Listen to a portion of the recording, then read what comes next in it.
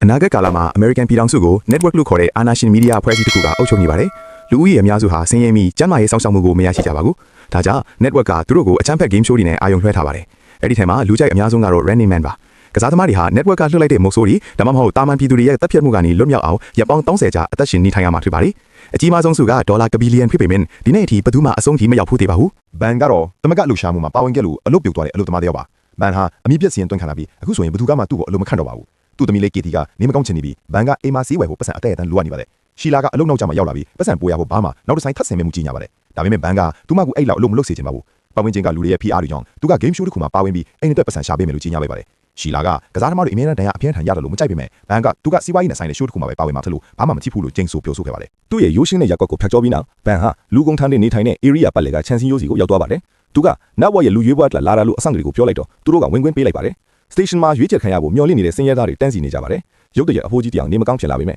သူကစားနိုင်သေးတယ်လို့ကျင်းဆိုပြောဆိုနေပါတယ်။သူလဲကျသွားတဲ့အခါဘန်ကသူ့ကိုဖမ်းလိုက်ပြီးအကူအညီတောင်းကိုအော်ဟစ်လိုက်ပါတယ်။အဆင့်တွေကသူ့ကိုတန်းစီနေရကထွက်သွားလို့ဆိုပြီးစူဘူးချင်းပေါင်းပြီးတန်းစီနေရကိုပြန်ပို့လို့ရိုက်နှက်ကြပါတယ်။နောက်ပိုင်းမှာပြန်ပွဲဝင်တွေကိုစကလုံးဆက်ဆက်မှုနဲ့ရိုရှာပုံရိပ်ကလေးလိုစိတ်ပိုင်းဆိုင်ရာစမ်းသပ်မှုတွေလုပ်ဆောင်ပါတယ်။ဘန်ကအမြဲတမ်းခနဲ့တဲ့နဲ့မချင်းမနှက်ဖြေဆိုတတ်တာကြောင့်စိတ်ပညာရှင်ကသူဟာသူတို့တွေ့ဘူးသမျှထဲမှာဒေါသအကြီးဆုံးကစားသမားဖြစ်တယ်လို့ကောက်ချက်ချလိုက်ပါတယ်။နောက်ဆုံးအဆင့်ကိုရောက်တဲ့လူအားလုံးကိုသူတို့ရွေးချယ်ခံရတဲ့ game show အလိုက်အယောင်ပါတဲ့ဂျက်ဝတ်စုံတွေပေးပါတယ်။ဘန်တင်နဲ့ဂျင်နီတို့ကသူတို့ရဲ့ကြောဘက်မှာပြစ်မှတ်ပါတဲ့အနီရောင်ဂျက်ဝတ်စုံတွေရရှိခဲ့ပြီး Running Man မှာပါဝင်ရတော့မှာဖြစ်ပါတယ်။နောက်တစ်ဆင့်မှာဘန်ကထုတ်လုပ်သူဒန်နဲ့တွေ့ပြီးသူကတခြား game တစ်ခုမှာပါဝင်ခြင်းတယ်လို့ပြောပါတယ်။ဒန်ကသူ့စိတ်ပြောင်းသွားအောင်ဒေါ်လာ1000 bonus ပေးပြီးတခြား show တွေကဒီထက်ပိုမရဘူးလို့တတိပေးပါတယ်။ Running Man မှာတော့သူအသက်ရှင်နေသမျှနေတိုင်းပတ်စံရမှာပါ။သူကအမိပြက်စင်းတွင်းခံထားတာကြောင့်ဒါကသူရနိုင်မဲ့တခုတည်းတော့အလုပ်ဖြစ်ပါတယ်။သူမိသားစုအကြောင်းစဉ်းစားရင်ဘန်ကစာချုပ်ကိုလက်မဲ့ထိုးဖို့ဆုံးဖြတ်လိုက်ပါတယ်။ပြီးတော့ဘန်ကမိသားစုမဟာမိတ်အဖွဲ့ကအေဂျင့်တယောက်နဲ့တွေ့ဆုံပါတယ်။စာချုပ်ရဲ့တစ်စိတ်တစ်ပိုင်းအနေနဲ့ network ကဘန်ရဲ့မိသားစုကိုလုံခြုံရေးပေးမှာပါ။သူတို့ကိုလုံခြုံတဲ့အိမ်တစ်လုံးကိုခေါ်သွားပြီးနာမည်အတူတခုပေးထားမှာပါ။ဘန်ကဂိမ်းမစခင်သူတို့ကိုသွားတွေ့ချင်ပေမဲ့နောက်ဆုံးဖုန်းခေါ်ဆိုခွင့်တစ်ကြိမ်ပဲရခဲ့ပါတယ်။ဘန်ကရှီလာကိုသူ Running Man မှာပါဝင်နေတယ်လို့ပြောပြီးအဲ့ဒီညမှာသူအနိုင်ရမယ်လို့ကျင်းဆိုပြောဆိုခဲ့ပါတယ်။ဘန်ဟာတီးတန့်ဇင်ခန်ခန်းတစ်ခါမှာ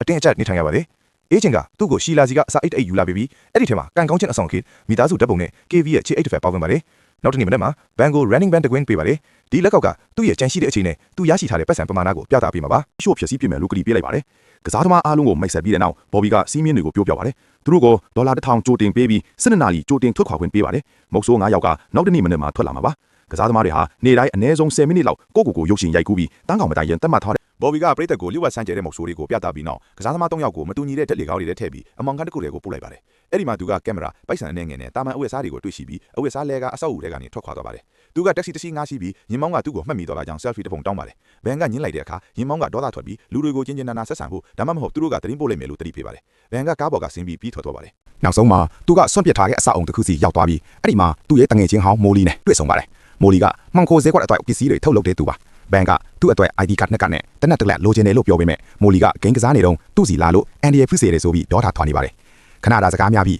KT အကြောင်းကြားပြီးနောက်သူက ID ကတ်တွေအတွက်ကူညီဖို့သဘောတူလိုက်ပါတယ်ဘန်ကရုပ်ဖြတ်ပြီး ID ကတ်အတူတွေရရှိခဲ့ပါတယ်မိုလီကသူ့ရဲ့ပစ္စည်းအားလုံးကိုခရီးဆောင်တစ်တာတစ်လုံးနဲ့ထည့်ပေးပြီးစီးပွားရေးလုပ်ငန်းရှင်တရားလို့ထိအောင်လုပ်ပေးကစင်ရဲသားရက်ကွက်တွေကိုရှောင်ရှားဖို့ပြောပါတယ်ဘာဖြစ်လို့လဲဆိုတော့သူ့လူတွေကပဲပတ်စံအတွက်သူ့ကိုရောင်းစားကြမှာမို့ပါမနက်ခင်းမှာဘန်ကဘူလာယုံကိုရောက်သွားပြီးနေရာတိုင်းမှာကစားသမား3ယောက်ရဲ့တပ်ပွန်ပါတဲ့စိုက်ပုတ်တွေရှိနေပါတယ်သူကနယူးယောက်ကိုသွားမယ်လက်မှတ်တစ်စောင်ဝေပြီးလက်ကောက်ကအမဲလိုက်ချင်းစတင်ပြီးလို့ကြေညာခါနီးမှာယထာပေါ်တက်သွားပါတယ်ကလေးတယောက်ကသူ့ကိုစကားပြောဖို့ကြိုးစားတော့ဘန်ကချက်ချင်းချင်းချုံလိုက်ပါတယ်ဒါပေမဲ့ကောင်လေးကသူ့ရဲ့နှုတ်မွေးပြုတ်ကျနေတယ်လို့ပဲပြောချင်တာပါနယူးယောက်မှာဘန်ကကောင်းမွန်တဲ့ဟိုတယ်တစ်ခုမှာအခန်းငှားပါတယ်အဲဂျိုကသူ့ရဲ့ ID တပ်ပုံမှာနှုတ်ခမ်းမွေးပါပေမဲ့အခုမရှိတော့တာကိုသတိပြုမိတော့သူကအခန်းထဲမှာရိတ်လိုက်တယ်လို့ပြောပါတယ်ဘန်ကဝစ်စုံကိုချုပ်ပြီးနေရန်ကိုဖုံးအုပ်ကကိုအိပ်ပျော်နေတဲ့ပုံစံနဲ့ရိုက်ကူးပါတယ်ညနေပိုင်းမှာသူကတိတ်ခွေးကိုတစ်တာတဲ့ထည့်လိုက်ပါတယ်တန်းကောင်ညံမှာဘန်ရဲ့လက်ကောက်ကသူ့ကိုပထမဆုံးနေ့အတွက်ဘိုးနက်ရရှိကြောင်းအသိပေးပါတယ်ဒီအချိန်မှာပဲမုတ်ဆိုးတွေကမိုလီကိုရှာတွေ့ပြီး ID အတူပေါ်ကနာမည်ကိုပြောပြတဲ့အထိညှဉ်းပန်းနှိပ်စက်ကြပါတယ်နောက်တစ်နေ့မှာမုတ်ဆိုးတွေကဘန်ရဲ့အခန်းထဲကိုဝင်ရောက်ပြီးသူ့ကိုပစ်ခတ်လိုက်ပါတယ်ဒါပေမဲ့အဲ့ဒီအချိန်မှာသူကဒီအိမ်မက်ဆိုးကနေ TV ပေါ်မှာနိုးထလာခဲ့ပါတယ်ကင်မရာကတင်နောက်ကိုလိုက်နေပြီးသူကစတိုးဆိုင်တစ်ခုမှာအယောင်စာရေးတစ်ယောက်နဲ့ property လုံနေပါတယ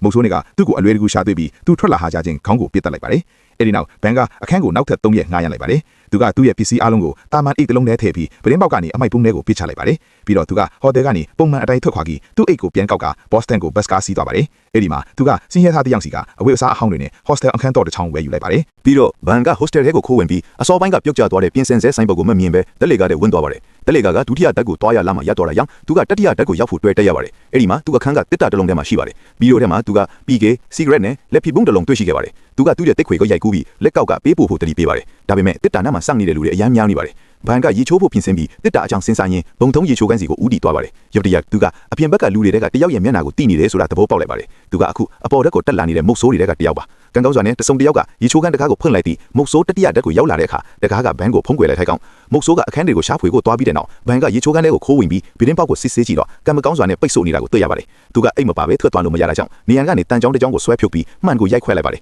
ပြီးတော့သူကမှန်ခွဲတစ်စက်ကိုပြီးကင်းနဲ့တန်ကြောင်းမှာကတ်လိုက်ပါတယ်စင်ကြမှာဘန်ကမှန်ကိုသုံးပြီးသူ့အခန်းထဲကိုဝင်တော့မယ်မုတ်ဆိုးရဲ့အနေအထားကိုစစ်ဆေးကြည့်ပါတယ်သူကလှေတက်တွေကိုခိုးတက်ပြီးဒုတိယတက်မှာဘန်ပြေးနေတာကိုတွေ့တယ်လို့အော်ဟစ်လိုက်ပါတယ်ပြီးတော့သူကအပေါ်တက်ကိုပြေးတက်ပြီးခေါင်းမိုးပေါ်ရောက်တော့မီးလင်းနေတဲ့ဆိုင်းဘုတ်ကနေကျူးတွေကိုဆွဲပြီးအောက်ကိုဆင်းသွားပါတယ်သူကသူ့အခန်းကိုရောက်ပြီးဗီဒင်းပေါက်ကိုဖောက်ခွဲကအတွင်းထဲကိုဝင်သွားပါတယ်မုတ်ဆိုးတွေကစူးညံတန်ကိုကြားပြီးပြန်လာကြပါတယ်ဘန်ကသူတို့တကားကိုမီးဖွင့်ပစ်ခါနီးမှာအဝတ်စားဝတ်ပြီးသူ့ပစ္စည်းတွေကိုဆွဲယူနိုင်ခဲ့ပါတယ်ဒါကြောင့်သူကဗီဒင်းပေါက်ကနေခုန်ချပြီးကျိုးကိုထပ်ဆွဲလိုက်ပါတယ်အလီချင်းကြောင့်ဆိုင်းဘုတ်ကကွေးချလာပြီးမုတ်ဆိုးတယောက်ကလမ်းပေါ်မှာစောင့်နေတာကြောင့်ဘန်ကဗီဒင်းပေါက်ကနေတခြားအခန်းတစ်ခုတည်းကိုဝင်ရောက်သွားရုံမှတပါအခြားရွေးချယ်စရာမရှိတော့ပါဘူး network drone ကသူ့နောက်ကိုလိုက်နေစေဖြစ်လို့ဘန်ကမုတ်ဆိုးတဲ့သူ့ကိုဆက်လက်ပစ်ခတ်နေစဉ်စင်ညာတစ်လျှောက်ပြေးဆင်းသွားပါတယ်သူကဓာတ်လေကားစီရောက်ပြီး drone ကိုဖမ်းယူကထိန်းချုပ်ခလုတ်ကိုရိုက်ခွဲလိုက်ပါတယ်ရိုက်ကူးမှုပြီးဆုံးသွားပြီးဓာတ်လေကားကပြန်အလုပ်လုပ်ပါတော့တယ်အဲ့ခန်းမှာမုတ်ဆိုးတယောက်သူ့စီလာတော့ဘန်ကလက်ပစ်ပုံကိုပြစ်လိုက်ပြီးမြဲမုတ်ဆိုးကသူ့စီပြန်ကန်လိုက်ပါတယ်သူကချက်ချင်းပြန်ကောက်ပြီးမျက်နှာချက်ကအပေါက်ကနေပြစ်ထည့်လိုက်ပါတယ်ဒါကြောင့်ပောက်ကွဲမှုကြောင့်ဓာတ်လေကားကမြေအောက်ခန်းလေးကိုပြုတ်ကျသွားပါတယ်ဘန်ကမိချစ်စံလေးတစ်ခုတည်းနဲ့ပက်လေကိုကြည့်ရှုပြီးအလင်းရောင်ပိုးရဖို့မဂ္ဂဇင်းကောက်ကိုမိရှုဖို့ဆုံးဖြတ်လိုက်ပါတယ်သူထွဲပါသွားလာနေရင်ကျိုးတချောင်းကိုမတော်တဆမိရှုမိပြီးမဂ္ဂဇင်းကိုချလိုက်တဲ့အခါမိတော့တွေပုံမပြတ်နှံသွားပါတယ်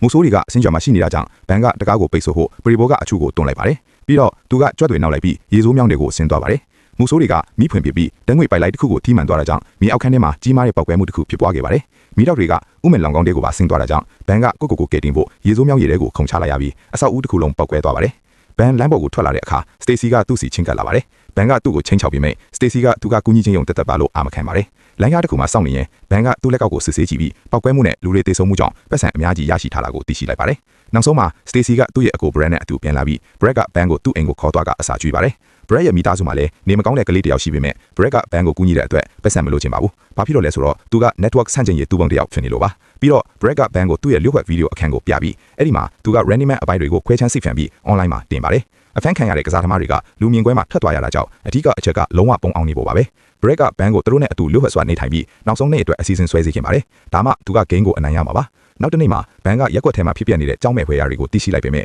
့အစိုးရကအဲ့ဓာတွေကိုဖုံးကွယ်ထားပါတယ်ဒေါသထွက်နေတဲ့ဘန်ကဒီရက်ဆက်ကြမ်းကြုတ်မှုတွေအကြောင်းလူထုကိုပြောပြတဲ့ဗီဒီယိုတစ်ခုပြုလုပ်ပြီးအစိုးရကသူတို့ရဲ့ကလေးတွေကိုတက်ဖြတ်နေတယ်လို့ပြောဆိုပါတယ်ကိုလျှို့ဝှက်အခန်းတစ်ခုမှာကုံဆုံးပြီးသူ့ရဲ့တိတ်ခွေကိုရိုက်ကူးပါတယ်မနက်ခင်းမှာသူကအဲ့ဒါကိုပေးဖို့ကြိုးစားပေမဲ့အဲတန်ရဲ့အမေကမြင်သွားပါတယ်သူမကသူ့ကိုချက်ချင်းမှတ်မိပြီးရက်လွာအချက်လက်ခေါင်းလောင်းကိုတီးဖို့ကြိုးစားတာကြောင့်အဲတန်ကသူမကိုတားဆီးလိုက်ပါတယ်ဒါပေမဲ့သူကသူ့အဖေအတွက်လက်စားချေနိုင်နေဆိုတာသဘောပေါက်ပြီးရဲတွေကိုအကြောင်းကြားလိုက်ပါတယ်မကြခင်မှာအင်ကိုဝိုင်းထားပြီးကြည်စံတွေကနယန်တိုင်းကိုထုတ်ဖောက်ဝင်ရောက်လာပါတယ်အမေကသူတို့ဘယ်မှာရှိတယ်ဆိုတာရဲတွေကိုပြောပြဖို့ကြိုးစားပေမဲ့အဲတန်ကသူ့ရဲ့ထောင်ချောက်တွေကိုအသက်သွင်းပြီးသူမကိုတောက်ခတ်ထားလိုက်ပါတ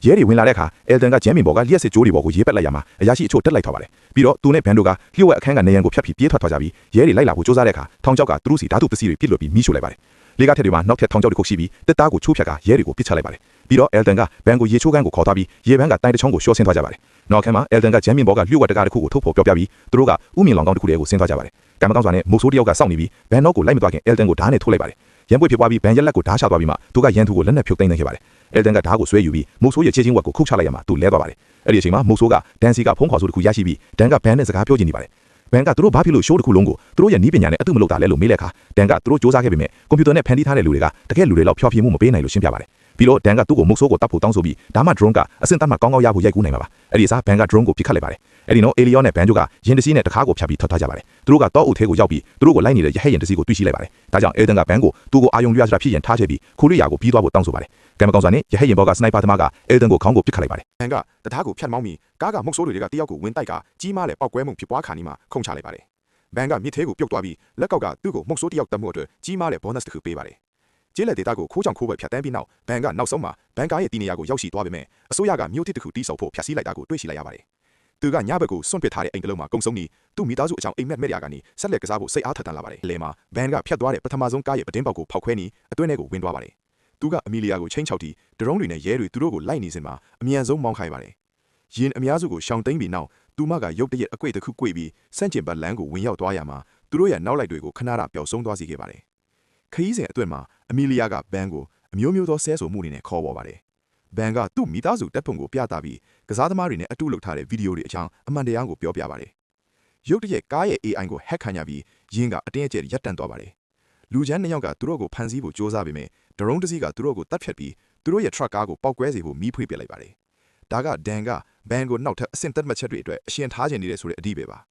TV ပေါ်မှာအတုလုပ်ထားတဲ့ဗီဒီယိုတစ်ခုမှာအမီလီယာအကူအညီတောင်းနေတာကိုပြတာပြီးသူမကနောက်ဆုံးမှာဘန်ရဲ့ဇက်လန်ကိုနားလည်သွားပါတယ်။သူတို့နှစ်ယောက်ဆက်လက်မောင်းနှင်သွားပြီးလမ်းဘေးမှာသူတို့ကိုထောက်ခံနေတဲ့လူအများစုနဲ့တွေ့ဆုံခဲ့ပါတယ်။နောက်ဆုံးမှာသူတို့ကမှုတ်ဆိုးခေါင်းဆောင်ကပိတ်ဆို့ထားတဲ့လမ်းကိုတွေ့ရှိလိုက်ပါတယ်။ဒရုန်းအမျိုးမျိုးကရိုက်ကူးနေတာကြောင့်ဘန်ကသူကအမျိုးသား TV မှာအရက်သားအားလုံးကိုတတ်ဖြစ်မဲ့ဖောက်ခွဲ ABC တွေရှိတယ်လို့ဟန်ဆောင်ပါတယ်။သူကလေရင်တစ်စင်းနဲ့လေထီးနှစ်စီးတောင်းဆိုပြီးမှုတ်ဆိုးကသဘောတူညီချက်ကိုလက်ခံဖို့အမိန့်ရရှိပါတယ်။ဘန်ကအမီလီယာကိုအခုထွက်သွားနိုင်ပြီလို့ပြောပေမဲ့သူမကအမှန်တရားကိုမြင်တွေ့ပြီးကူညီချင်လို့ငင်းဆိုပါတယ်။မိနစ်အနည်းငယ်အကြာလေစိတ်မှာဘန်ကမှုတ်ဆိုးခေါင်းဆောင်ကိုမျက်နှာကိုချွတ်ထိုင်းပြီးသူကညင်းဆိုဖို့ကြိုးစားပေမဲ့ဒန်ကသူ့ကိုလှုပ်ခိုင်းပြီးကင်မရာကအီဗန်ရဲ့မျက်နှာကိုရိုက်ကူးလိုက်ပါတယ်။ဘန်ကလေရင်မောင်းမီတွေကလည်းမှုတ်ဆိုးတွေဖြစ်တယ်ဆိုတာပြောနိုင်ပြီးသူ့ကိုကနေဒါကိုခေါ်သွားဖို့နဲ့မဟုတ်ရင်လေရင်ကိုဖောက်ကွဲပေးမယ်လို့တောင်းဆိုပါတယ်။ပြန်တန်းစင်မှာအီဗန်ကစိတ်မရှိချစ်သွားပြီးဘန်ကသူ့ကိုဆဲဆိုချင်းဆောင်ရာကနေစကားများသွားပါတယ်။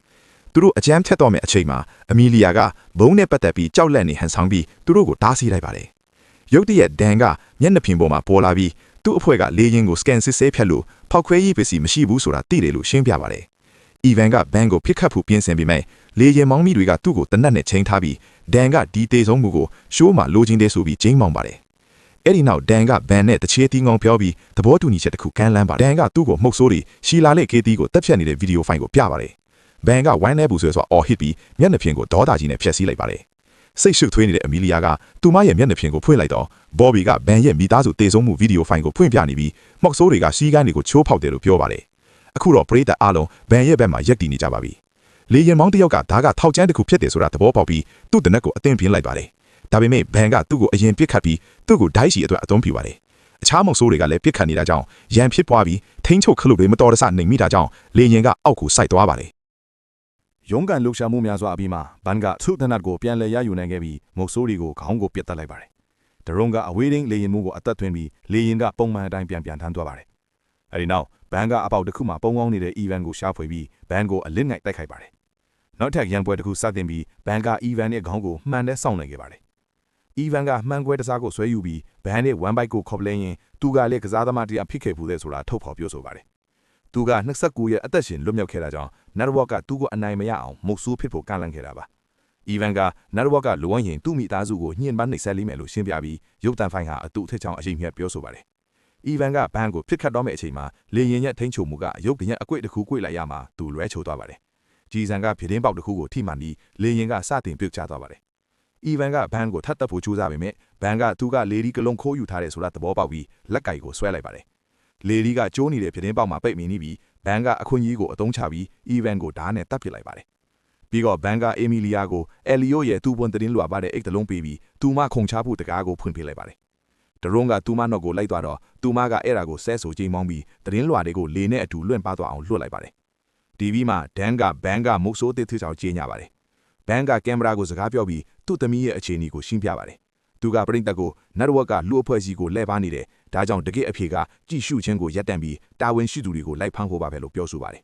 ။သူ့ရဲ့မိန့်ခွန်းက network ကအချက်ဖန်ကိုဖျက်တောက်လိုက်တဲ့အခါ underbroken ဖြစ်သွားတော့ဒန်ကချက်ချင်းတက်ပြီးသူ့ကိုယူသွားနေတဲ့တယောက်လိုဖြစ်အောင်လုပ်လိုက်ပါတယ်။ပရိသတ်ကလေရင် station ကိုကတ်လာတာကိုကြည့်ရှုနေတော့ခဏအကြာမှာကောင်းကင်မှာပောက်ကွဲသွားတာကိုတွေ့ရှိလိုက်ပါတယ်။ Brad ကအပိုင်းကိုခွဲချမ်းစိတ်ပြပြီးသူတို့မြင်တွေ့ခဲ့ရတဲ့ဇလန်းကိုယုံကြည်ဖို့အတွက်မတူတာလီတာများစွာလွန်လို့ထောက်ပြပါတယ်။